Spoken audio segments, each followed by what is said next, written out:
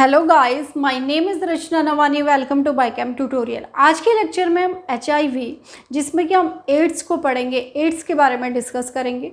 HIV किस तरीके से डिजीज़ होती है, उसके किस तरीके से सिम्टम्स आते हैं, पैथोजेनेसिस क्या होती है, HIV क्या है, सबसे पहले HIV कहाँ रिपोर्टेड हुई थी, तो ये सारे हम पॉइंट्स टॉपिक के अंदर डिस्कस करेंगे। पहले हम देखेंगे कि HIV होता क्या है, HIV की फुल फॉर्म क्या है, HIV क्या है, HIV एक डिजीज़ है या ग्रुप ऑफ सिम्टम्स को शो करती है। सारे पॉइंट्स हम टॉपिक के अंदर डिस्कस करेंगे। चलिए, HIV जो सबसे पहले हम एड्स पढ़ते हैं, तो एड्स क्या है, एक इम्यूनो डेफिशिएंसी डिजीज़ है। ठीक है, तो इम्यूनो डेफिशिएंसी, पहले इसका मीनिंग जानेंगे। इम्यूनो डेफिशिएंसी डिजीज़, इसके प्रीवियस लेक्चर में हमने इम्यून सिस्टम के बारे में पढ़ा। Immunodeficiency disease means AIDS की डिजीज़ में क्या होता है कि हमारे बॉडी का इम्यून सिस्टम क्या होता है, कंप्लीट डिस्ट्रॉय हो जाता है, ख़त्म हो जाता है। हमारी बॉडी में इम्यून सिस्टम प्रॉपर वर्क नहीं कर पाता, बिल्कुल काम ही नहीं कर पाता। जब इम्यून सिस्टम ही वर्क नहीं करेगा, हम ऊपर से कितनी भी एंटीबायोटिक खा ले, कितनी भी मेडिसिन खा ले, कितनी भी उसकी प्रिकॉशन ले ले, कितनी भी उसको क्योर कर ले, तो जब हमारी बॉडी में इम्यून सिस्टम ही प्रॉपर वर्क नहीं कर रहा है, तो फिर हमारी बॉडी के जितने भी ऑर्गन्स हैं या बॉडी का सिस्टम काम करना बंद कर देगा। काम करना बंद कर देगा तो डेथ हो जाएगी। तो इस तरीके से एड्स एक तरीके की डिजीज़ है। अब हम इसे डिजीज़ नहीं कहते, ग्रुप ऑफ सिम्टम्स कहते हैं। अब ये इम्पॉर्टेंट है, तो इसमें ग्रुप ऑफ सिम्टम्स आते हैं। एड्स क्या है, एक तरीके का सिंड्रोम है। सिंड्रोम मीन्स जिसमें कि बहुत सारे सिम्टम्स होते हैं, ग्रुप ऑफ सिम्टम्स। अब ग्रुप ऑफ सिम्टम्स, सपोज हमने कहा कॉलेरा के अलग सिम्टम्स होते हैं। हम ट्यूबरक्लोसिस की बात करते हैं तो ट्यूबरक्लोसिस के अलग सिम्टम्स होते हैं। अगर हम टाइफाइड की बात करते हैं तो टाइफाइड के अलग सिम्टम्स आते हैं। अगर हम टिटेनस की बात करते हैं तो टिटेनस में अलग सिम्टम्स आते हैं। लेकिन यहाँ पर क्या होता है, एड्स की कंडीशन में ग्रुप ऑफ सिम्टम्स होते हैं। मीन्स इसमें बहुत सारे ऑर्गन्स अपने अपने सिम्टम्स को शो करते हैं, तो बहुत सारे सिम्टम्स इसमें आते हैं, तो हर ऑर्गन अपना काम करना बंद कर देगा, इसलिए हम ग्रुप ऑफ सिम्टम्स कह रहे हैं। तो एड्स में क्या होता है, ग्रुप ऑफ सिम्टम्स शो होते हैं। ठीक है, अब हम HIV के ऊपर डिस्कस करेंगे। HIV, H means human, I for immune, V for deficiency virus. ठीक है, तो human immune means human being में जब उसका इम्यून सिस्टम में डेफिशिएंसी हो जाती है, किसकी वजह से, HIV क्या है, एक टाइप का वायरस है जो एड्स को कॉज करने के लिए रिस्पॉन्सिबल होता है। तो HIV ग्रुप में रेट्रो वायरस, जो हम डिटेल से पढ़ेंगे यहाँ पे, रेट्रो वायरस होता है। रेट्रो वायरस इसका पॉजिटिव ऑर्गेनिज्म होता है। अगर आप एड्स में HIV वायरस लिखोगे तब भी सही है आपके पास, आप रेट्रो वायरस लिखते हो तब भी आपका आंसर राइट है। तो रेट्रो वायरस क्या है, HIV फैमिली का एक वायरस है जिसको कि हम रेट्रो वायरस कहते हैं। रेट्रो वायरस क्या होता है, एड्स कॉज करने के लिए या एड्स के लिए जो वायरस होता है वो पॉजिटिव ऑर्गेनिज्म, इसका क्या होता है, HIV वायरस लिखिएगा, ऑब्लिक करके रेट्रो वायरस लिखेंगे। रेट्रो वायरस क्या होता है, HIV फैमिली का ही वायरस है जो रेट्रो वायरस होता है। ठीक है, तो यहाँ तक हमने क्लियर करा कि एड्स की क्या फुल फॉर्म होती है। एड्स की एक्वायर्ड इम्यूनो डेफिशिएंसी सिंड्रोम। ठीक है, तो ये एड्स की फुल फॉर्म होती है। HIV की फुल फॉर्म हमने कर ली। HIV क्या है, इम्यून डेफिशिएंसी वायरस है। ठीक है, जिसमें कि हमारी बॉडी में इम्यून सिस्टम में डेफिशिएंसी हो जाती है, प्रॉपर वर्क नहीं कर पाता, जिसकी वजह से ये एड्स की वजह से निश्चित है कि मृत्यु हो जाती है। दूसरा, HIV जो वायरस होता है, HIV फैमिली का रेट्रो वायरस जो होता है, इसका पॉजिटिव ऑर्गेनिज्म है। अब हम इसकी हिस्ट्री पर थोड़ा सा जिक्र करते। तो HIV, सबसे पहले हमें HIV कहाँ रिपोर्ट हुआ था या HIV के बारे में पता कैसे चला। HIV के बारे में हमें सबसे पहले USA में पता चला। कौन से ईयर में, 1981 में।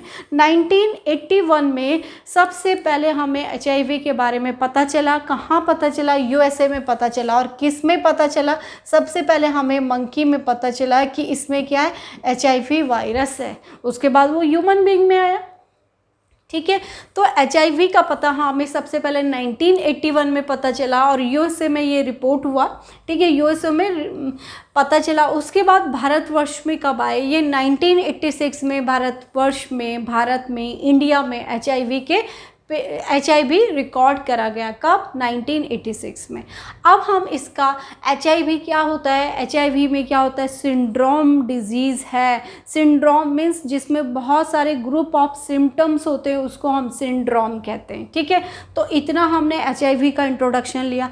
अब हाँ, यहाँ पर आपके पास एक डायग्राम ड्रॉ है जिसकी मदद से आप इस वायरस के स्ट्रक्चर के बारे में पढ़ेंगे, किस तरीके से ये वायरस हमारी बॉडी में रिप्लिकेशन करता है और रिप्लिकेशन करने के बाद किस तरीके से ये DNA को RNA में कन्वर्ट कर देता है। ठीक है, तो DNA से RNA में रिवर्स ट्रांसक्रिप्शन की प्रोसेस यहाँ पर कैसे होती है, जबकि ट्रांसक्रिप्शन में हम पढ़ते हैं कि DNA पहले mRNA में चेंज होता है, mRNA फिर प्रोटीन में चेंज होता है। ये किसकी मदद से, इस प्रोसेस को हम ट्रांसक्रिप्शन कहते हैं। लेकिन किसकी मदद से होता है ये ट्रांसक्रिप्शन की प्रोसेस? ट्रांसक्रिप्शन या ट्रांसक्रिप्टेज एंजाइम की मदद से होता है। ठीक है, लेकिन यहाँ पर ऐसा नहीं होता, यहाँ पर रिवर्स ट्रांसक्रिप्शन हो जाता है। DNA से RNA में कन्वर्ट हो गया, RNA में रिप्लिकेशन हुआ और उसके बहुत सारे स्ट्रैंड बन के तैयार हो जाते हैं। इस तरीके से ये डिजीज़ ट्रांसमिट होती है या स्प्रेड होती है वन टू अनदर।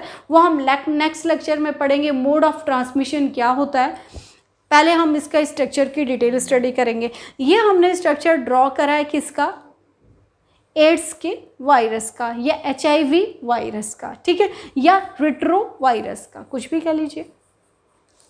देखिएगा यहाँ पर फर्स्ट एंड सेकंड, तो इसमें क्या होती है ये देख लीजिएगा। इसके सरफेस पर ये क्या है, इसका सबसे पहले जो आउटर सरफेस है, ये इसकी सरफेस क्या है, ये इसकी सरफेस है। सरफेस पर क्या होते हैं? एंटीजन। एंटीजन कौन होते हैं? जो बाहर से इस पर अटैक करते हैं। ठीक है, या हमारी बॉडी में अटैक करे तो एंटीजन क्या करेंगे? अटैक करेंगे। ठीक है, तो यहाँ पर एंटीजन्स होते हैं। तो ये जो सेंटर में क्या दिखा रखा है आपको यहाँ पर, ये आपके पास सेंटर में क्या होता है? RNA होता है। लेकिन इस RNA का स्ट्रैंड क्या होता है? Single strand. ठीक है, तो इस एड्स HIV का जो वायरस होता है वो सिंगल स्ट्रैंड RNA होता है। क्लियर? सिंगल स्ट्रैंड RNA होता है। अब हम सबसे पहले इसकी सरफेस पर क्या होते हैं? एंटीजन होते हैं। अब देखिएगा 1 लेयर एंड 2 लेयर, तो इसमें लिपिड की, इसकी जो आउटर वॉल होती है वो लिपिड की बनी हुई होती है।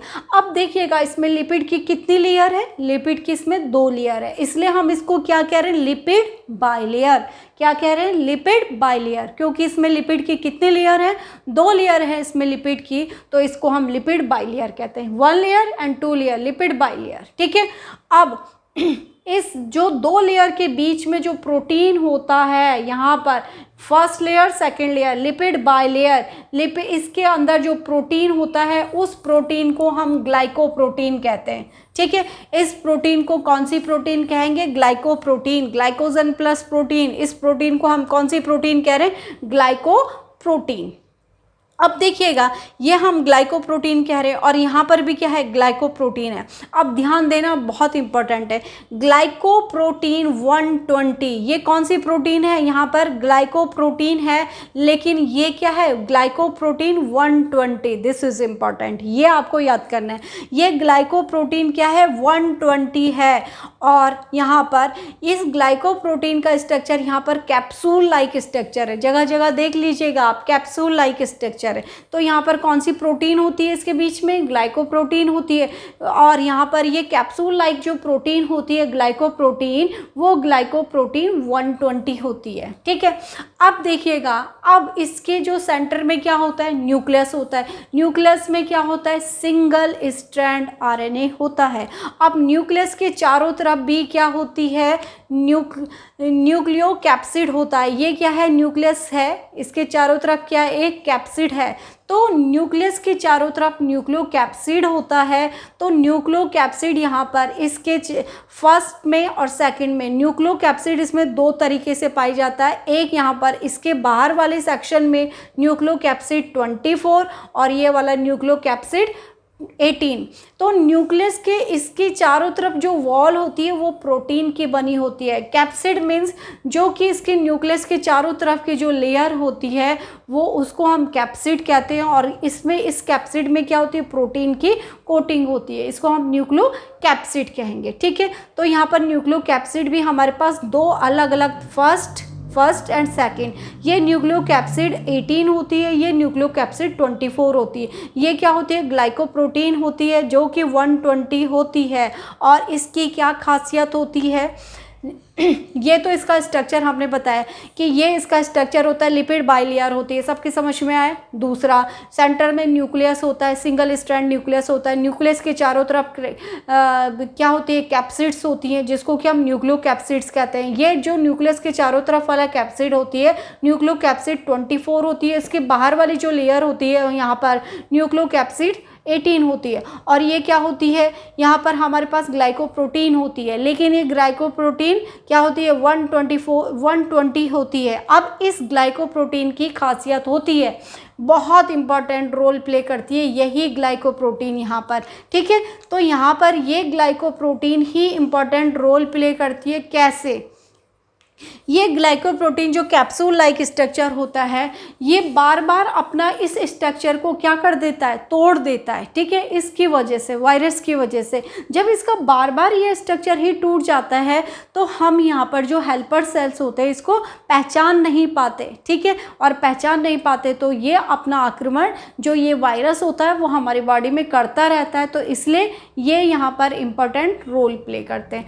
अब हमने ये स्ट्रक्चर की डिटेल स्टडी करी कि इसका इस जो हमारे पास जो वायरस होता है उसका स्ट्रक्चर किस तरीके से होता है, किस तरीके से उसमें प्रोटीन कोटिंग होती है, ग्लाइकोप्रोटीन क्या होती है, ठीक है। कैप्सिड किसके बने होते हैं, लिपिड बाइलेयर कैसे होते हैं, सिंगल स्ट्रैंड जो हमारे पास आरएनए है वो कहाँ पर होता है, उसके चारों तरफ प्रोटीन कौन सी होती है, फिर जो दूसरी लेयर है उसमें प्रोटीन कौन सी होती है, ग्लाइकोलिपिड्स क्या होते हैं, जो कैप्सूल लाइक ग्लाइकोलिपिड्स है वो कौन से होते हैं। इतना हमने पढ़ा। अब हम इसकी पैथोजेनेसिस पर जाते हैं, ठीक है। तो पैथोजेनेसिस की स्टडी करते हैं हम। पैथोजेनेसिस में क्या होता है, जो हमारे पास जो डीएनए होता है हम पढ़ते हैं, लेकिन हम यहाँ पे क्या पढ़ रहे हैं? आरएनए। जब ये हमारे बॉडी के अंदर आएगा तो क्या होगा? डीएनए के साथ कंबाइन हो जाएगा। लेकिन जब सिंपल सी प्रोसेस है, जब डीएनए ट्रांसक्रिप्टेज एंजाइम्स की प्रोसेस होती है, डीएनए ट्रांसक्रिप्टेज एंजाइम्स की प्रेजेंस, ट्रांसक्रिप्शन क्या करता है? तोड़ने का काम करेगा। ट्रांसक्रिप्टेज एंजाइम ये तोड़ेगा, तो डीएनए को ये तोड़ देता है किस में? इस एंजाइम्स के प्रेजेंस में डीएनए टूट जाता है किस में? MRNA. MRNA means messenger RNA, जो मैसेज को आगे ले जाएगा। मैसेंजर आरएनए में टूटा, मैसेज गया, तब टूटने के बाद ये ट्रांसक्रिप्शन की इसमें प्रोसेस होती है। This process is known as transcription, ठीक है। लेकिन ये ट्रांसक्रिप्शन किसकी प्रेजेंस में होगा? ट्रांसक्रिप्टेज एंजाइम्स की प्रेजेंस में, तब तक वो टूटेगा नहीं, ठीक है। ट्रांसक्रिप्टेज एंजाइम्स की प्रेजेंस में ये एमआरएनए में कन्वर्ट हुआ, देन एमआरएनए में कन्वर्ट होने के बाद प्रोटीन में कन्वर्ट होता है। तो ये तो था ट्रांसक्रिप्शन। लेकिन इस कंडीशन में क्या होता है? Reverse transcription. रिवर्स, इसमें डीएनए क्या होता है?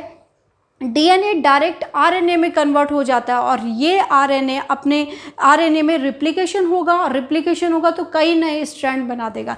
तो डीएनए जब एंजाइम्स की मदद से, कौन सा एंजाइम? रिवर्स, अब ट्रांसक्रिप्टेज नहीं है, रिवर्स ट्रांसक्रिप्टेज एंजाइम्स की मदद से डायरेक्ट आरएनए में कन्वर्ट हो जाता है, तो उस प्रोसेस को हम रिवर्स ट्रांसक्रिप्शन की प्रोसेस कहते हैं। अब देखिएगा होगी कैसे प्रोसेस। ये आरएनए है, single strand RNA. Single strand RNA ने क्या करा? Contact of cell membrane. RNA है हमारी बॉडी में, हमने क्या कहा? सेल मेम्ब्रेन होती है। सेल मेम्ब्रेन को पार करना है, उसे पेनिट्रेट करेगा। हमने एंटीजन एंटीबॉडी पढ़ा था, तो पेनिट्रेट करता है तभी तो हमारी बॉडी के अंदर आएगा। तो हमने कहा उनको रोकने के लिए बैरियर्स होते हैं। म्यूकोसा भी बैरियर का काम करेगी, स्किन बैरियर का काम कर रही थी। यहाँ पर हम क्या पढ़ रहे हैं? ये आरएनए इस सेल मेम्ब्रेन को पार करती हुई आएगी, इस सेल मेम्ब्रेन के कॉन्टैक्ट में आई। कॉन्टैक्ट में आने के बाद यहाँ पर ट्रांसक्रिप्टेज एंजाइम, ट्रांसक्रिप्टेज एंजाइम्स की प्रेजेंस में इसमें क्या होगा? ये टूट जाएगा। टूट जाएगा तो किस में कन्वर्ट होगा? आरएनए में कन्वर्ट होगा, ठीक है। तो आरएनए डीएनए में कन्वर्ट होगा, ये आरएनए में कन्वर्ट होगा। Transcriptase help of enzymes enter the nucleus, ठीक है। तो ये आरएनए ट्रांसक्रिप्टेज एंजाइम्स की प्रेजेंस में क्या होगा? न्यूक्लियस के अंदर एंटर कर देगा। न्यूक्लियस में क्या है? न्यूक्लियस में डीएनए होता है। डीएनए के साथ ये बाइंड हो जाएगा। कौन बाइंड होगा? आरएनए डीएनए के साथ कंबाइन हो जाएगा। इस तरीके से डबल हेलिकल स्ट्रक्चर बना देगा। डबल हेलिकल स्ट्रक्चर बना लेगा। पहले वाला स्ट्रक्चर जो डीएनए का है कंबाइन हो गया, ये ब्लू वाला जो हम बना रहे हैं वो डीएनए का, ये कंबाइन हो गया किसके साथ, नीचे वाला एचआईवी वायरस का स्ट्रक्चर है जिसको कि हमने क्या लिख दिया, आरएनए का। इन दोनों में कॉम्बिनेशन हो गया, कंबाइन हो गया, क्योंकि ये न्यूक्लियस के, ये वायरस न्यूक्लियस के अंदर एंटर कर गया। न्यूक्लियस के अंदर क्या है, डीएनए है। सेल मेम्ब्रेन के बाद न्यूक्लियस, न्यूक्लियस के बाद न्यूक्लियस के पास क्या है, डीएनए। डीएनए के साथ इसने कंबाइन हो गया, तो आरएनए डीएनए आपस में कंबाइन हो गए, तो स्ट्रक्चर आपस में जुड़ गए। तो अगेन इसमें क्या हुआ, तो ये वाला जो डीएनए और आरएनए आपस में जुड़ गए, तो इसमें क्या होगा, डीएनए कन्वर्ट हो जाएगा अब आरएनए में, और जब डीएनए आरएनए में कन्वर्ट हो जाएगा, इसी प्रोसेस को हम रिवर्स ट्रांसक्रिप्शन की प्रोसेस कहते हैं। ठीक है, तो इस प्रोसेस को हम रिवर्स ट्रांसक्रिप्शन की प्रोसेस कहते हैं।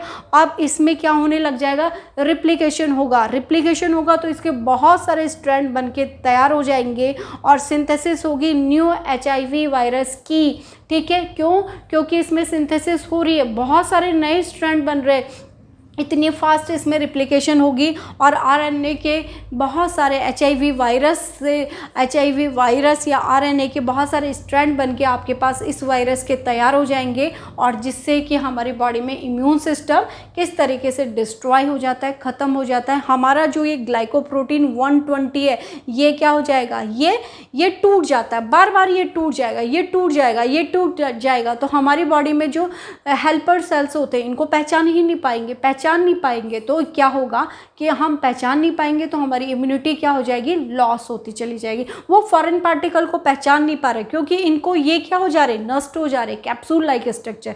ठीक है, तो बाकी के डिटेल पैथोजेनेसिस हम नेक्स्ट लेक्चर में डिस्कस करेंगे कि इस पैथोजेनेसिस के ऊपर कि किस तरीके से इसमें एचआईवी वायरस का पैथोजन हमारी बॉडी के अंदर अटैक करता है, वो हम नेक्स्ट लेक्चर में पढ़ेंगे। आई थिंक कि स्टूडेंट जितना हमने आज के लेक्चर में कवर किया, अगर आपकी समझ में आए तो प्लीज़ चैनल को लाइक एंड सब्सक्राइब जरूर करिए, अपने फ्रेंड के साथ शेयर कीजिएगा।